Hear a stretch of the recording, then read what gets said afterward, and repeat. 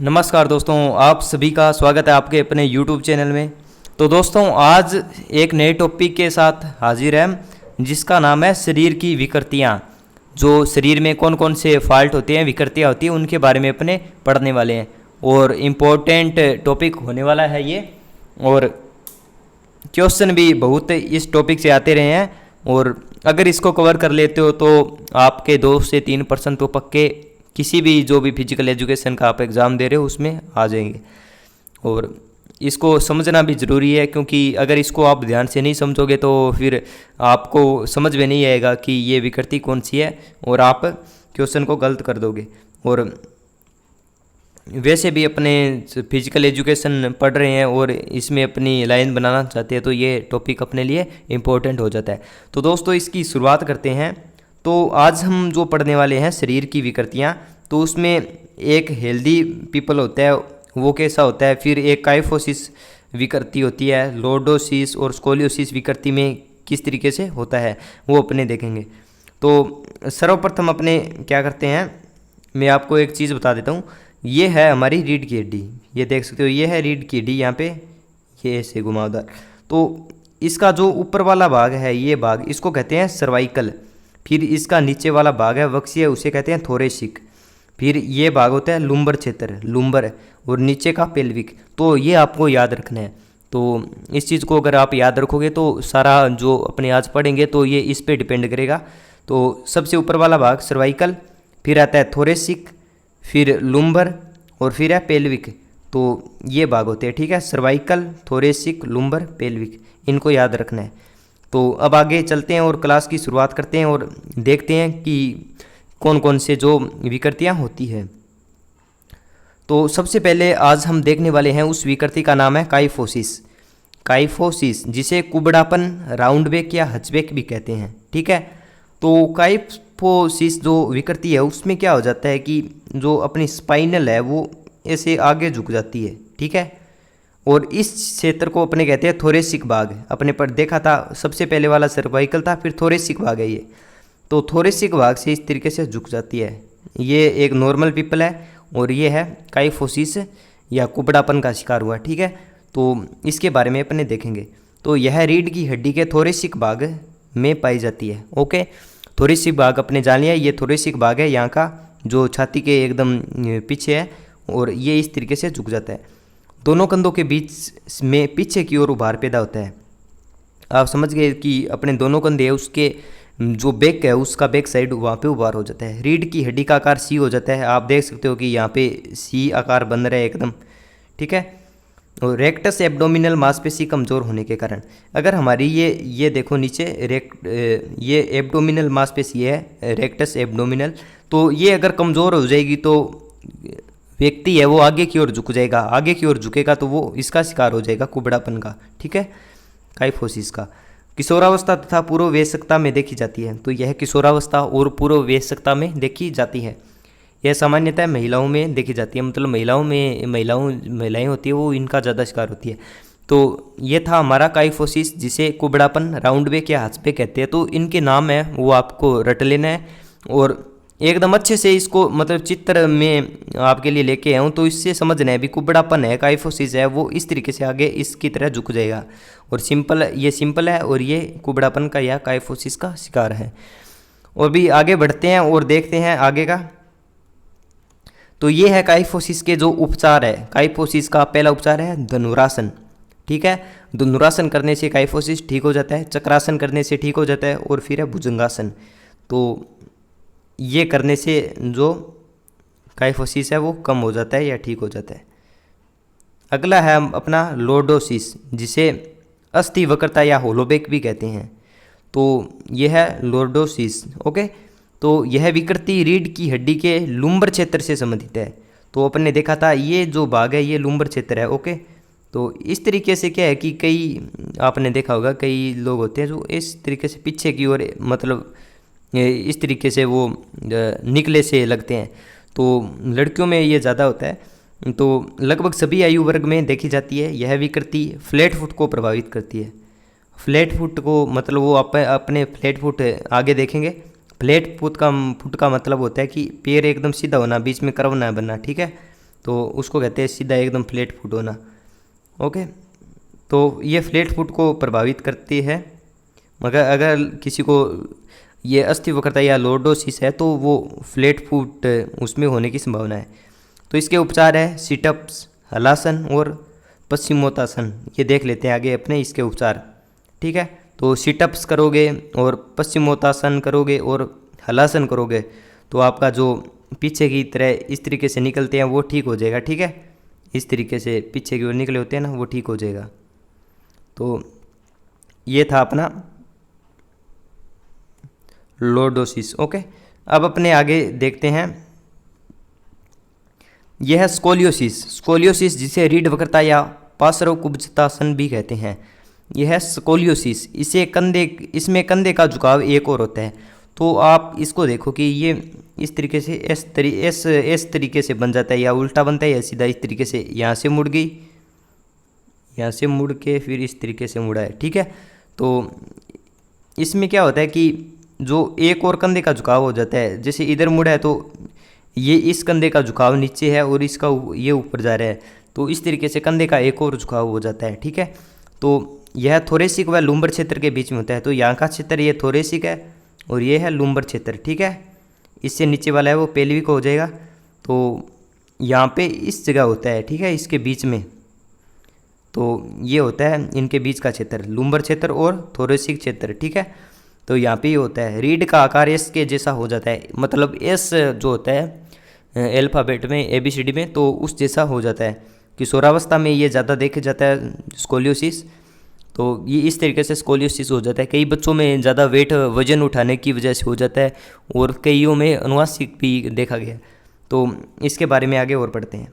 जन्मजात स्कोलियोसिस, यह शायद ही कभी होता है क्योंकि जब बच्चे माँ के गर्भ में बढ़ रहे थे तब रीढ़ की हड्डियाँ असामान्य रूप से विकसित होती है। तो शायद ही कभी कभी हो जाता है, मतलब जन्म से पहले। फिर है जीन कारक, तो कम से कम एक जीन इस बीमारी के विकास में शामिल माना जाता है। तो मतलब जीन भी इसमें शामिल हो सकता है। पैर की लंबाई, जब एक पैर दूसरे पैर की तुलना में लंबा होता है तो लोग धीरे धीरे स्कोलियोसिस विकसित कर सकते हैं। मतलब पैर की लंबाई कम ज़्यादा है तो फिर उनमें स्कोलियोसिस विकसित उन लोगों में हो सकता है। ठीक है, तो ये थी एक प्रकार की डिजीज। इसके उपचार आप देख सकते हो।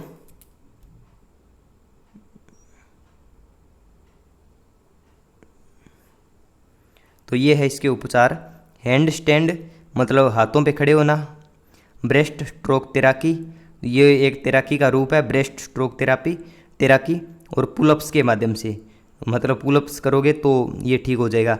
तो इन तरीक़ों से ये ठीक हो सकता है। ओके, अब आगे अपने देखते हैं। अगला हमारा है फ्लैट फुट।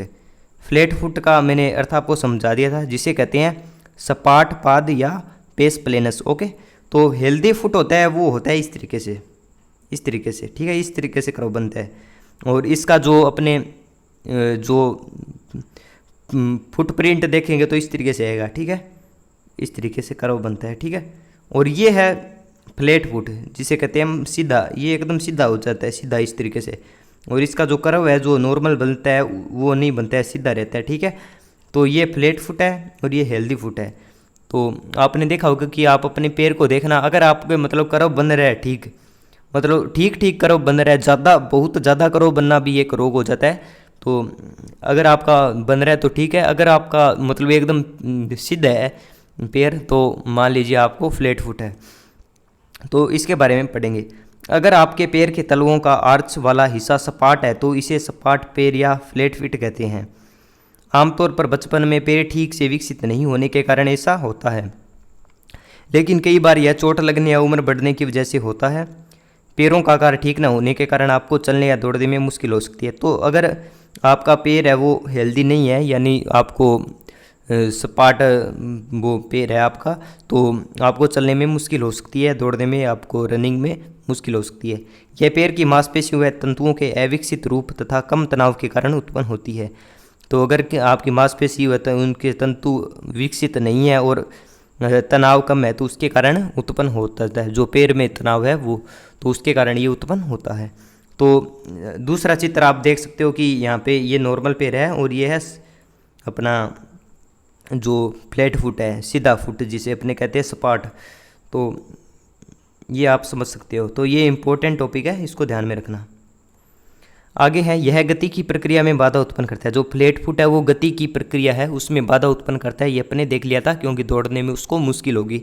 यह विकृति वंशानुगत भी देखी जाती है, मतलब ये वंशानुगत है, ये माँ बाप से बच्चों में आ जाती है, ठीक है। शैशवावस्था तथा बाल्यावस्था में उत्पन्न होती है।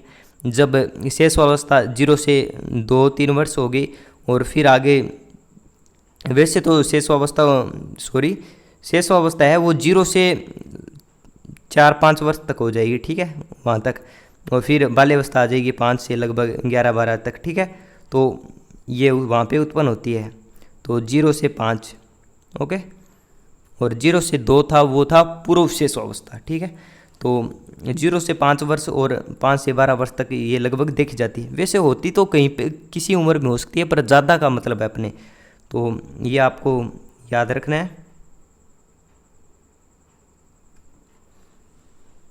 अब आगे हम इसके उपचार देखने वाले हैं कि इसके उपचार कौन कौन से होते हैं, ठीक है।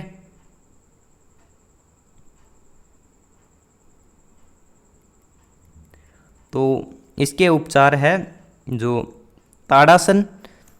तो पहला उपचार इसका दे रखा है ताड़ासन। ताड़ासन में इसके अलावा रस्सी कूदना, सीढ़ियाँ चढ़ना, साइकिलिंग करना, रेत पर वॉकिंग करना, तो ये सब कुछ इसके उपचार हो सकते हैं, ठीक है। तो ये अपने पढ़ा था फ्लैट फुट, ठीक है। आगे बढ़ते हैं। अगला हमारा है होलो फुट या पेशकेवश। तो इसमें सामान्य स्थिति से आर्च फुट बनता है। मतलब सामान्य स्थिति अपने देखी थी कौन सी थी कि सामान्य स्थिति थी अपनी ये नॉर्मल, इतना इतना मतलब था अपने सामान्य स्थिति में, इतना आर्क बनता था। अगर इस जो ये आर्च बन रहा था इससे ज़्यादा मतलब इस तरीके का फिंगरप्रिंट आ जाए, ये जो आर्च है वो बहुत ज़्यादा हो जाए, तो इसको भी एक अपने विकृति मानेंगे। ये हो गया होलो फुट, जिसे कहते हैं पेशकेवश, ठीक है, इसे कहते हैं पेशकेवश कहते हैं। तो ये आपको याद रखना है। तो ये था फ्लैट फुट, ये नॉर्मल फुट है, और ये हो गया होलो फुट। तो इसमें हाई आर्च बनेगा, इसमें मीडियम बनेगा नॉर्मल में, और इसमें लो आर्च था। तो ये आपको चित्र है, ये कंपैरिजन में काम आएगा। और इसकी पीडीएफ आप टेलीग्राम पे ले लिया करो। टेलीग्राम मेरा चैनल है दिनेश पिट्टी इंस्ट्रक्टर, ठीक है। तो वहाँ से इसकी पीडीएफ मिल जाएगी, और इस पीडीएफ को आप संभाल के रखना, क्योंकि जब भी आप पढ़ोगे साथ में ये डायग्राम देखोगे तो आपको अच्छे से याद हो जाएगा। तो ये भी शेषवावस्था बाल्यावस्था में पाई जाती है, ओके। तो इस तरीके से इसमें होता है, आप देख सकते हो इतना मतलब कर्व हो जाता है एकदम उठा हुआ। तो ये होता है पेशकेवश या होलो फुट, ठीक है। अगला हमारा जो है नोकनी, अगली विकृति है नोकनी, जिसे कहते हैं घुटना मिलान, गेनुवेलगम जिसे हम बोलते हैं गेनुवेलगम। ये इंपॉर्टेंट नाम है, इसको आप नोटिस कर लेना, गेनुवेलगम किसे कहते हैं, क्योंकि एक आगे और आएगा जिसे हम कहते हैं गेनुवरुम कहते हैं, जिसे बोल एग्स कहते हैं। तो इनके बारे में पढ़ेंगे। तो ये है नोकनी। नोकनी का अर्थ होता है घुटना मिलना, मतलब जब अपने खड़े होते हैं तो इस तरीके से घुटने किसी के टच होते हैं, ठीक है। तो ज़्यादा टाइट जींस पहनने से भी ये होने लगता है, तो इसे अपने कहते हैं नोकनी या घुटना मिलान, जिसे गेनुवेलगम भी कहते हैं। और नॉर्मल फुट होगा वो इस तरीके का होगा जो कोई भी टच नहीं करेगा। तो आर्मी में जब भी अपने फिजिकल वगैरह होता है, कांस्टेबल वगैरह में, तो उसमें क्या है कि जिनके पैर घुटने जो मिल रहे होते हैं तो उनको फिजिकल में पार कर दिया जाता है। तो आप समझ सकते हो कि अगर आप डिफेंस लाइन वगैरह में जाना चाहते हो तो ये आपके घुटने नहीं मिलने चाहिए। और ये नॉर्मल है, ये तकिया लगा के सोने से और ठीक भी हो जाता है। और आपकी जो इससे पैर ज़्यादा आपके भिजते हैं तो आपकी पर्सनैलिटी भी थोड़ी मतलब डाउन होती है, किस तरीके से आपकी चाल में फ़र्क आता है, तो ये आपको ध्यान रखना चाहिए। तो इसके बारे में अपने पढ़ते हैं और देखते हैं इसकी थ्योरी क्या कहती है। नोकनीज के जो कारण है इसमें दिए गए हैं, खासतौर पर शरीर में पोषक तत्वों की कमी, हड्डी में संक्रमण, विटामिन डी की कमी, गठिया रोग, घुटनों में लगी कोई गंभीर चोट और जन्मजात के साथ विकासात्मक बीमारी के कारण नोकनीज जैसी समस्या होती है।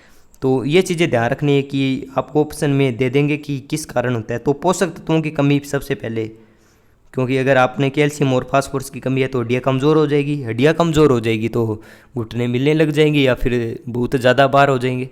तो हड्डी में संक्रमण, अगर इन्फेक्शन हो जाता है हड्डियों में, विटामिन डी की कमी, विटामिन डी से हमें कैल्शियम मिलता है, और विटामिन जो डी है वो हमें कहाँ से मिलती है, सनलाइट से। ओके, सनलाइट से अपने वो मिलती है, ठीक है, सूरज की किरणों से, तो विटामिन डी मिलती है अपने। और गठिया रोग, घुटनों में लगी कोई गंभीर चोट और जन्मजात के साथ विकासात्मक बीमारी के कारण, मतलब और अदर्स जो बीमारियाँ होंगी उसके कारण ये नोकनीस होता है, तो इसको अपने ध्यान में रखना है। आगे है बो लेग्स, जिसे कहते हैं जेनुवरुम, जिसे अपने धनुष पैर या धनुष पाद भी कहते हैं। बाल्यावस्था तथा शेषवावस्था में देखी जाती है। बाल्यावस्था और शेषवावस्था में ये देखी जाती है, ज़्यादा मैक्सिमम है, और वो किसी उम्र में सकती है। तो इसमें पैर होते हैं इस तरीके से हो जाते हैं, जैसे आप देख इस तरीके से कार्टून बना सकते हो। अगर कोई व्यक्ति इस तरीके से है और ये इसकी मुंह हो गया और उसके पैर इस तरीके से हो गए, तो ये हो गया बो लेग्स, धनुष पाद, ठीक है। तो ये एग्जाम्पल के लिए था। तो इस नॉर्मल ये होगा और ये होगा अपने बो लेग्स। तो ये बाल्यावस्था शेषावस्था में ही ये होता है। और ये है अपना लास्ट विकृति, जिसे राउंड शोल्डर कहते हैं। राउंड शोल्डर का मतलब है कंधे इस तरीके से पीछे से झुके से हो जाते हैं, ठीक है, मतलब ये कंधे है जो आगे आ जाते हैं। एक नॉर्मल जो होगा उसके जो है मतलब छाती इतनी होगी इस तरीके से होगा वो, ठीक है, और एकदम मतलब, और अगर किसी का राउंड शोल्डर है तो वो इस तरीके से आगे झुका होगा, ठीक है, इस तरीके से। तो ये आपको ध्यान रखना है। तो इसे कहते हैं राउंड शोल्डर, आगे इस तरीके से, ये नॉर्मल है, ये राउंड शोल्डर वाला है। तो इसमें क्या है कि इसकी जो एब्डोमिनल है वो कमज़ोर हो जाती है, और इसकी रीढ़ की हड्डी में भी इसका प्रभाव पड़ता है। और ये कॉन्फिडेंस अपने लेवल को भी ये दिखाता है कि अगर आप झुके हो इस तरीके से, सही तरीके से नहीं खड़े हो, तो आपका जो कॉन्फिडेंस है वो भी डाउन हो जाता है। तो इसको आप ध्यान रखना है। तो आज हमने देखा ये सब कुछ जो विकृतियाँ थी इम्पोर्टेंट है, और आपको ध्यान में रखना है इनको, ठीक है। तो इसी के साथ अगली वीडियो में मिलेंगे। चैनल को सब्सक्राइब कर देना, वीडियो को सेव कर लेना, क्योंकि जो आपके काम का है, पीटीए वालों आप सुन लो, जो आपके काम का है और इम्पोर्टेंट है, ये आपको कहीं पे नहीं मिलेगा। और अगर आप इसको संभाल के रखोगे आपके काम आएगा। और अभी से आप पढ़ाई चालू कर रखी है तो बहुत अच्छी बात है। और अभी मतलब टाइम होता है पढ़ने का, अब आप जो पढ़ोगे वो आपके असल में जो आगे काम आएगा। क्योंकि जब पेपर के पास जो ज़्यादा जितना पढ़ोगे एक साथ, तो वो कंफ्यूज कर देगा आपको, मतलब उस टाइम इतना टाइम नहीं होगा कि कंसेप्ट क्लियर हो। तो अभी से आप पढ़ रहे हो तो आपके कंसेप्ट क्लियर हो जाएंगे। तो मिलते हैं अगली वीडियो में, तब तक के लिए जय हिंद जय भारत।